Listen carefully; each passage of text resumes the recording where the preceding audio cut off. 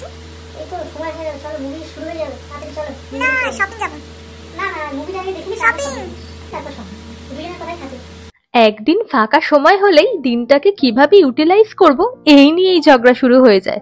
সামনেই যেহেতু দুর্গাপুজো, তাই শপিং তো করতেই হবে। আবার আমার বরের ফেভারিট ডিরেক্টরের মুভি রিলিজ করেছে বলে কথা, সেটাও দেখতে যেতে হবে।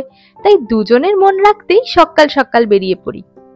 ব্যারাকপুরের অতীন্দ্র হলের এই কেমন লুক সেটা বুঝলাম না, যেন কাঠ পেতে রেখেছে। যাই হোক, একটা পাওয়ার প্যাক মুভি দেখে বেরিয়ে দেখলাম জুডিও যেন আমাকে হাতছানি দিয়ে ডাকছে।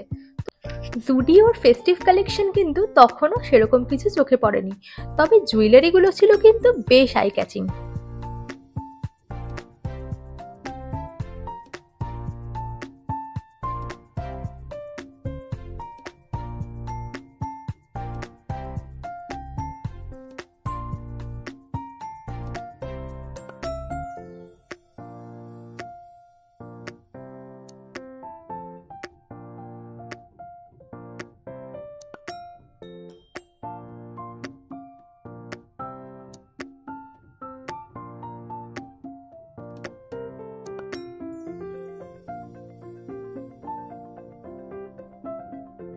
না, খালি পেটে শপিং হবে না।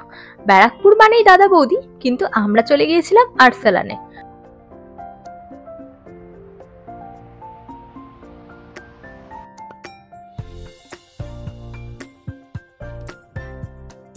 বলে না, ঢেকি স্বর্গে গিয়েও ধান ভাঙে। আমিও এখানে এসে যেরকম প্ল্যান করছিলাম আর কি, যে কি কি শপিং করা যায়, কারণ অর্ডার করার পরেও 20 মিনিট বসিয়ে রেখেছিল। ওই আর কি, টাইমটাকে ইউটিলাইজ করছিলাম। পরে এলো এই চিকেন লেগস, কাশ্মীরি পোলাও আর চিকেন কষা। বেশ ভালো করে পেট পুজো করে বহু বছর পর গেলাম সোদপুরে শপিং করতে। এ যেন এক নস্টালজিয়া, কারণ আমাদের ছোটবেলার দুর্গাপুজোর শপিং ডেস্টিনেশন মানেই ছিল এই Sodepur. Sriniketan, readymade centre, super market, আরো কত দোকান। এই অনলাইন কেনাকাটার যুগে যে আনন্দ এখন অনেকটাই ম্লান হয়ে এসেছে। ট্রেন্ডি ট্র্যাডিশনাল মিলিয়ে শ্রীনিকেতনের শাড়ি, আনস্টিচ সালোয়ার স্যুটের কালেকশন কিন্তু বেশ ভালো ছিল।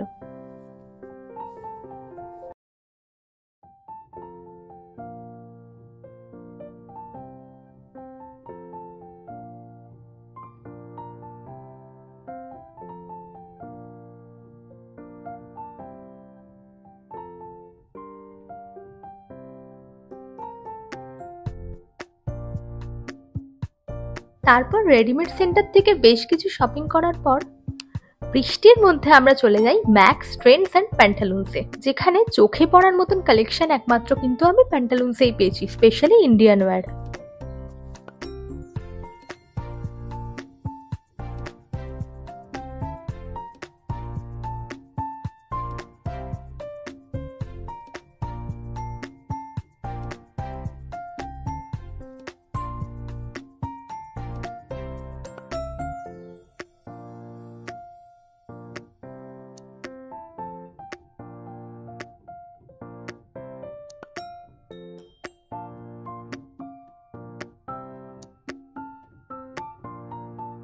বলুন তো এই জায়গাটা কোথায়?